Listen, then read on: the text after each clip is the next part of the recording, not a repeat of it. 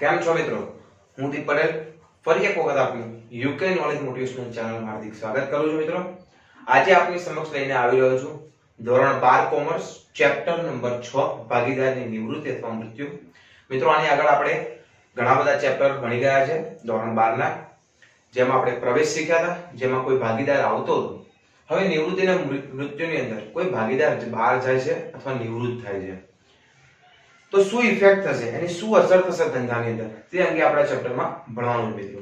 આપણો વિડિયો શરૂ કરતા પહેલા આપણી ચેનલને સબસ્ક્રાઇબ કરો, લાઈક કરો વિડિયોને અને વધુને વધુ શેર કરો, જેથી 12 કોમર્સના વિદ્યાર્થીઓને સરળતાથી ભણવામાં મજા આવે.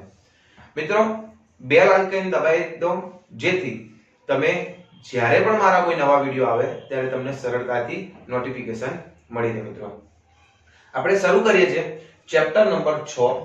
આમાંથી આપણે 8 માર્ક્સનો સમ, જેમ પ્રવેશની અંદર પણ 8 માર્ક્સનો સમ હતો એવી રીતે ભાગીદારી નિવૃત્તિની અંદર પણ 8 માર્ક્સનો સમ પ્લસ વત્તા 1 માર્ક્સનો એમસીક્યુ અથવા એસક્યુ, એમ થઈને ટોટલ 9 માર્ક્સનો ભાર આપેલો છે આ ચેપ્ટરનો. મિત્રો એક તાજેતરના સમાચાર મુજબ ધોરણ 12 ના વિદ્યાર્થીઓ માટે તેમજ 10મા અને 12 સાયન્સના વિદ્યાર્થીઓ માટે પણ એક સરસ સમાચાર છે કે સરકારશ્રીએ કોરોના પરિસ્થિતિને લીધે તમારા બોર્ડના પેપરની અંદર કોમર્સના વિદ્યાર્થીઓ માટે એમસીક્યુ નો ભાર વધારે મૂક્યો છે મિત્રો. એટલે તમારે હવે સરળતાથી, સપોઝ કે મને આઈડિયા ત્યાં સુધી 30 માર્ક્સના એમસીક્યુ 12 કોમર્સના વિદ્યાર્થીઓને આવશે તો 30 માર્ક્સ તો ગમે એમ કરીને ફિટ કરી જ દેવાના છે મિત્રો. પ્લસ આપણે વાર્ષિક હિસાબ, બે વાર્ષિક હિસાબ આવે તો 11 દુ 22 માર્ક્સ એ થાય. 8 માર્ક્સના 3 દાખલા હોય તો સરળતાથી આપણે ધારીએ તેટલું પરિણામ લાવવા માટે આપણે સક્ષમ થઈ ગયા છે. અને આપણે ઉઠો જાગો અને એકાઉન્ટના દાખલા ગણવા બેસી જાઓ એવા સૂત્ર સાથે આપણે આજે ચેપ્ટર નંબર 6 ભાગીદાર નિવૃત્તિની શરૂઆત કરીએ. જ્યારે કોઈ ભાગીદાર નિવૃત્ત થાય અથવા મૃત્યુ થાય તો તેના નફાનો ભાગ સ્વાભાવિક છે. ભાઈ જ્યારે આવતો હતો ત્યારે કંઈક લઈને આવતો હતો અને આપણે નફો જતો કરવો પડતો. તો આપણે આઈડિયા છે કે એ અને બી નામના ભાગીદાર હતા, જ્યારે તે ધંધો કરતા હતા ત્યારે આ બંને જ નફો લઈ જતા હતા. ઓકે, પણ કોઈ સી નામનો નવો ભાગીદાર આવ્યો તો નફો ત્રણેય જણને વહેંચતા થઈ ગયા હતા. તો આપણું પ્રવેશ હતું, આને કયું કહેવાય? પ્રવેશ. પરંતુ નફો આમાં ઓછો થઈ ગયો. નફો શું થયો? ઓછો થયો. પરંતુ જ્યારે એ અને બી નામના અને સી નામના ભાગીદાર, એમાં સી નિવૃત્ત થઈ જાય છે તો આ બેનો નફો વધી જશે. એને કહેવાય નિવૃત્તિ. તેમાં નફો વધશે. પરંતુ આની અંદર મૂડી લઈને આવતો હતો જ્યારે નવો ભાગીદાર, તો આની અંદર આની મૂડી પાછી આપી દેવી પડે. મૂડી કે જે પણ લાવ્યો હોય. તો મિત્રો ધ્યાન રાખો કે આની અંદર લાભ થશે. ત્યાગ તો થતો નતો, પણ મિત્રો આનો નફો ઓછો થતો હતો. આપણે લાભ ને ત્યાગના સૂત્ર પુનઃગઠનના ચેપ્ટરમાં શીખ્યા હતા મિત્રો. ઓકે, તો જ્યારે કોઈ ભાગીદાર નિવૃત્ત થાય અથવા મૃત્યુ પામે તો તેના નફાનો ભાગ ચાલુ રહેતા ભાગીદારોને વહેંચવામાં આવે છે. સપોઝ કે આનો જે નફો આવતો હતો એ આ બંને લઈ જશે, એ અને બી લઈ જશે. તેથી ચાલુ રહેતા ભાગીદારોને લાભ થાય. સ્વાભાવિક છે. આપણે ઘરે એક સફરજન હોય, એમાં 3 જણ ખાનારા હોય અને એક જતો રહે તો બંનેને અડધું અડધું મળવાનું છે. નહીતર શું થાય? 3 ભાગ પડે. એવી રીતે જ્યારે કોઈ નિવૃત્ત થાય છે ત્યારે નફાનો ભાગ એ અને બી ને મળે છે, તેથી લાભ થાય છે. ઓકે, હવે નવા ભાગનું સૂત્ર છે કે નવો ભાગ બરાબર જૂનો ભાગ વત્તા લાભ.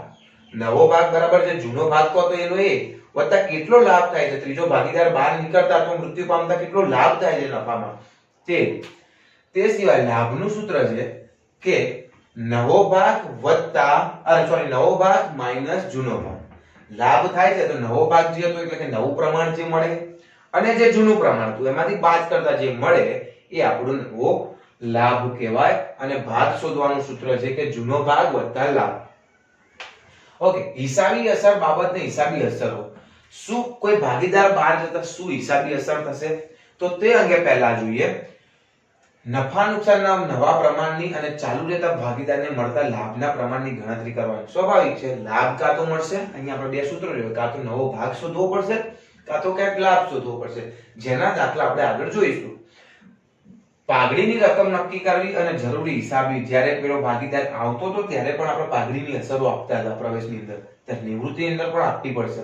મિત્રો પ્રવેશ નિવૃત્તિ એકબીજાને ઇફેક્ટ કરે એવા સેમ દાખલા, પણ મિત્રો એટલું યાદ રાખો કે પ્રવેશની અંદર કોઈ ભાગીદાર આવતો હતો એટલે આપણે એને બધું ધંધામાં આપવું પડતું હતું. જ્યારે જાય છે ત્યારે જે લઈને આવે તે બધું પાછું આપવું પડશે, એવું ધંધાના હિસાબી નિયમો કહે છે. ત્યાર પછી મિલકતનું પુનઃ મૂલ્યાંકન.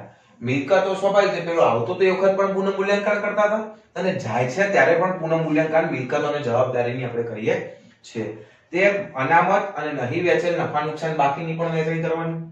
નિવૃત્તિ કે મૃત્યુ પામનાર ભાગીદારને ચૂકવવા પાત્ર જે રકમ નક્કી કરવાની હોય, સ્વાભાવિક છે જ્યારે આવતો તો ત્યારે મૂડી કે જે પણ XYZ લઈને આવતો તો મિલકત જે પણ એ આપણે ધંધામાં રાખતા હતા, તો એ જ્યારે જાય છે અથવા નિવૃત્ત થાય છે અથવા મૃત્યુ પામે છે તો એને નક્કી કરેલી રકમ પણ એને પરત આપવી પડે. નિવૃત્ત કે મૃત્યુ પામનાર ભાગીદારે તેની લેણીની રકમ ચૂકવણી કરી અને જે લેણી નીકળતી હોય કે ભાઈ મારા ધંધામાંથી આટલા પૈસા લેવાના છે તો એને ચૂકવણી કરવી પડશે.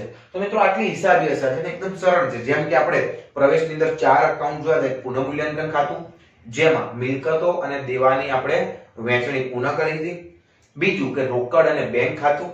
ત્રીજું ભાગીદારના મૂડી ખાતા અથવા ચાલુ ખાતા અને ચોથું પાકું સર્વે આપણે જોયું હતું. એના એ જ 4 એકાઉન્ટ આની અંદર બનાવવાના રહેશે. ઓકે, હવે જોઈએ મિત્રો પહેલો જ દાખલો કે જૂના પ્રમાણમાં નવા પ્રમાણ તરીકે ચાલુ રાખવામાં આવે. જૂનું જ પ્રમાણ નવું પ્રમાણ ચાલુ રાખવાનું. કોઈ ભાગીદાર જતો રહે, પાછળના બે ભાગીદાર કે આપણે ચાલશે ભાઈ એનું એ જ. તો M, N અને O એક પેઢીના ભાગીદાર છે. તેઓ નફા નુકસાનનું પ્રમાણ 4:3:2 હતું અને M નિવૃત્ત થાય છે. તો M, N અને O એમનું જૂનું પ્રમાણ 4:3:2 હતું. M નિવૃત્ત થાય છે, ત્યારે નિવૃત્ત થઈ જાય છે. એટલે આપણે જૂના ભાગીદાર નક્કી કર્યું કે આપણે જૂનું જે પ્રમાણ છે એનું એ ચાલુ રાખો. તો 3:2 નું એમને એમ કન્ટિન્યુ રાખ્યું. તો પ્રમાણ મળેલું છે. તો હવે શું શોધવાનું થશે? લાભ શોધવાનો થશે. તો આપણે લાભનું સૂત્ર શું હતું કે નવો ભાગ માઈનસ જૂનો ભાગ. હવે નવો ભાગ આપણી જોડે બી છે, જૂનો ભાગ બી છે. તો નવો ભાગ કેટલો છે કે 3/5 અને જૂનો ભાગ કેટલો છે તો કે આ બધાનું ટોટલ છે કે 3/9. 9 × 5 = 45, 27, 5 × 15, 27 × 12 એટલે 12/45. સેમ ટુ સેમ O નો લાભ. O નો લાભ 2/5 માઈનસ 2/9 એ બધું કરતા આપણને મળે છે 8/45. તો આ એનો શું થાય? લાભ થાય છે. એનું પ્રમાણ તો આપી દીધું હતું. શું કીધું? આ એકદમ ઈઝી મેથડ કે જૂનું જ પ્રમાણ નવું રાખવું. ઓકે, બીજી મેથડ છે જ્યારે ચાલુ રહેતા ભાગીદારોને થતા લાભનો ભાગ આપ્યો હોય. જો અહીંયા આપણે લાભનો ભાગ શોધ્યો અને આની અંદર લાભનો ભાગ આપી દીધો એટલે પ્રમાણ નવું શોધવાનું. કઈ વાંધો નહીં. X, Y, Z 3:2:1 ના પ્રમાણમાં ભાગ નફા નુકસાન કરતા ભાગીદારો છે. એમાં Y નિવૃત્ત થાય છે અને Y નો જે નફાનો ભાગ હતો એમાંથી 1/9 ભાગ X કે હું લઈશ એટલે કે નક્કી કરેલ નિયમો મુજબ અને Y Z ને મળે છે 2/9. હવે આમાં ભાગ આપી દીધો જે આપણે ભાગ શોધ્યો હતો. તો ઊંધો દાખલો, કોઈ ચિંતાનો વિષય નથી એટલે સૂત્ર બદલાઈ જાય. તો આપણે અહીંયા શોધવાનું શું થઈ જશે? નવો ભાગ. તો નવો ભાગ બરાબર જૂનો ભાગ વત્તા લાભ. તો x નો ભાગ બરાબર 3/6 અહીંથી લીધા. ઓકે, વત્તા 1/9 એ હું નથી કહેતો, અહીંયા કહે છે કે આટલો ભાગ આપીશું. ઓકે, હવે એનું કેલ્ક્યુલેશન કર્યા પછી 9 × 54, 9 × 27, 6 × 6, 27 × 6 = 34. જો મિત્રો ભાગ પાડતા આવડતું હોય તો જ આગળના ભાગ પાડો, બાકી એટલે રહેવા દો. તો મિત્રો 11 × 33, 18 × 54, 3 3 વધી ગયા, આપણને આનો ભાગ મળ્યો 11/18. ઓકે, હવે છે z નો ભાગ. સેમ ટુ સેમ એ જ મેથડ 1/6, 2/9 એ બધું કર્યા પછી મળે છે 7/18. એટલે x અને z નું નવું નફા નુકસાનનું પ્રમાણ મળ્યું 11/7. તો મિત્રો એકદમ સરળ દાખલા છે અને આના પછી બે મેથડ છે, ત્રીજી ને ચોથી, એ આવડી જાય અને પાઘડીની હિસાબી અસરો આવડી જાય તો પ્રવેશની જેમ જ નિવૃત્તિનો દાખલો પણ એકદમ સરળ છે. પ્રવેશની અંદર પણ આપણે આવી અલગ અલગ પદ્ધતિઓ મેથડ જોઈ હતી, જેમાં આપણે ટોટલ 6 જેટલી પદ્ધતિ અને પાઘડીની હિસાબી અસરો જોઈ હતી. એ રીતે જ આની અંદર પણ આપણે 4 જ મેથડ છે, 4 મેથડ જોઈ પાઘડીની હિસાબી અસર કઈ રીતે થાય તે જોયા પછી આપણે દાખલો શરૂ કરી શકીએ. મિત્રો ક્યાંય કન્ફ્યુઝન હોય, ક્યાંય ધ્યાન ના ખબર પડતી હોય, ક્યાંય ખબર ના પડે તો તમે મિત્રો સંપર્ક કરી શકો છો મારો. ઓકે, અને આપણી ઇન્સ્ટાગ્રામની ચેનલ, ઇન્સ્ટાગ્રામના પેજ ઉપર જઈને UK ગ્રુપ ટ્યુશન 2826 ને ફોલો કરો. એ પેજ ઉપર વધુ ને વધુ હું ઇકો BA અને અકાઉન્ટને લગતા IMP શેર કરું છું. તે સિવાય આપણા ફેસબુક પેજને પણ ફોલો કરો અને વધુને વધુ કોમર્સના વિદ્યાર્થીઓ મહેનત કરો અને આ વખતે તો ખૂબ સારું પરિણામ લાવી શકો તેવો તમારી જોડે સમય છે. હવે આની આગળની મેથડ આપણે જોઈએ મિત્રો.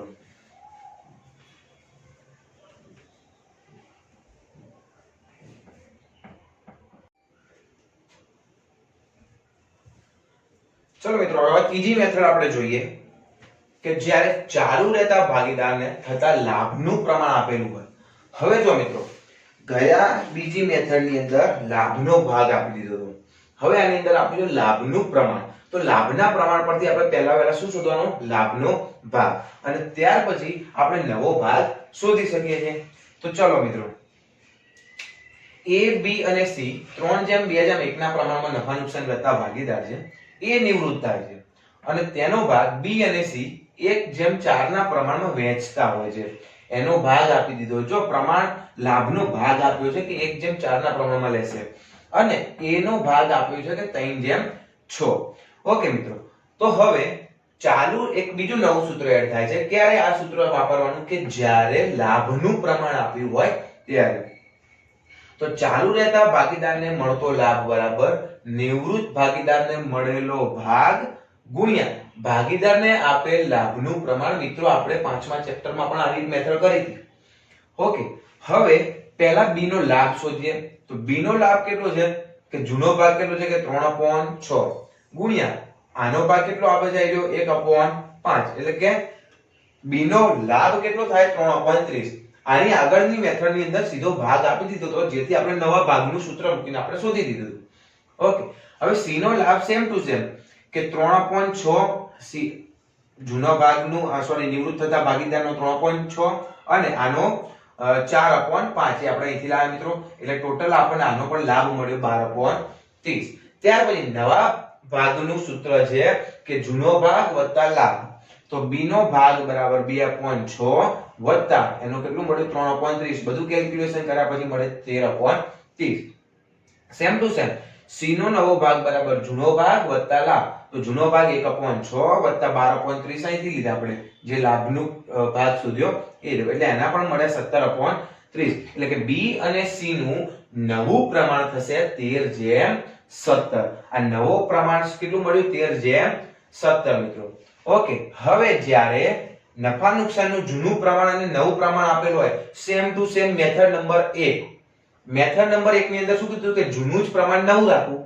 આની અંદર એટલું કીધું કે જૂનું પ્રમાણ આપેલું છે, નવું પ્રમાણ પણ આપેલું છે. તો હવે આપણે શોધવાનો શું થાય? લાભ. તો લાભ જો અહીંયા લાભ આપી દે, આપણે લાભનો ભાગ શોધ્યો તો હવે એ લાભનો ભાગ શોધીએ કે કેટલો લાભ થાય છે આપણને. તો લાભના ભાગનું સૂત્ર હતું કે નવો ભાગ માઈનસ જૂનો ભાગ. તો નવો ભાગ પણ આપણને આપેલો છે કે UPA 4:3:2 ના પ્રમાણે નફા નુકસાન વહેંચતા ભાગીદારો છે. U નિવૃત્ત થાય છે, P અને A વચ્ચે નક્કી થાય છે કે આપણે 2:1 ના પ્રમાણમાં વહેંચીશું. એટલે કે જૂનું પ્રમાણ અને નવું પ્રમાણ આપી દીધું છે. તો મિત્રો P અને A નું લાભનું પ્રમાણ નક્કી કરવાનું છે. તો P લાભનું પ્રમાણનું સૂત્ર લાભ બરાબર નવો ભાગ માઈનસ જૂનો ભાગ. લાભ બરાબર નવો ભાગ માઈનસ જૂનો ભાગ. તો P નો લાભ બરાબર ચલો નવો ભાગ કેટલો છે? કે 2/3. જૂનો ભાગ કેટલો છે? કે 3/ આનું ટોટલ મારો એટલે 9. બધું કેલ્ક્યુલેશન કર્યા પછી કેલ્ક્યુલેશનની ચોકડી ગુણાકારની પદ્ધતિ આપણે આને અગાઉની મેથડમાં શીખવાડી હતી જે મળી 3/9. ઓકે. ત્યાર પછી A નો લાભ બરાબર 1/3 માઈનસ 2/9 જે આપણે અહીંથી આપેલું છે. આયલો ભાગ 1/3 અને 2/9 અહીંથી એટલે આપણને આ મળ્યો 1/9. એટલે P અને A નું લાભનું પ્રમાણ થયું 3:1. ઓકે. તો આ ચાર મેથડની અંદરથી આપણે પાઘડીની હિસાબી અસર જ્યારે પણ દાખલો ગણવાનો થશે એ વખતે આપણે આપવાની આ ચાર મેથડમાંથી. એટલે જો બીજી અને ત્રીજી મેથડ ઇફેક્ટ કરે છે. બીજી મેથડની અંદર લાભનો ભાગ આપી દીધો તો તેના પરથી નવો ભાગ શોધ્યો. ત્રીજી મેથડની અંદર પ્રમાણ આપ્યું છે, પ્રમાણ પરથી આપણે લાભ શોધ્યો, લાભ પરથી નવો ભાગ શોધ્યો. જ્યારે પહેલી મેથડની અંદર એવું કીધું હતું કે જૂનું જ નવું રાખવું. એટલે શોર્ટમાં કહીએ કે જૂનું પ્રમાણ પણ આપણને મળેલું છે અને નવું પણ મળેલું છે એટલે આપણે શોધવાનો રહે લાભ. જ્યારે ચોથી મેથડની અંદર બંને પ્રમાણ આપેલા છે એટલે આપણે શોધવાનું રહેશે લાભ.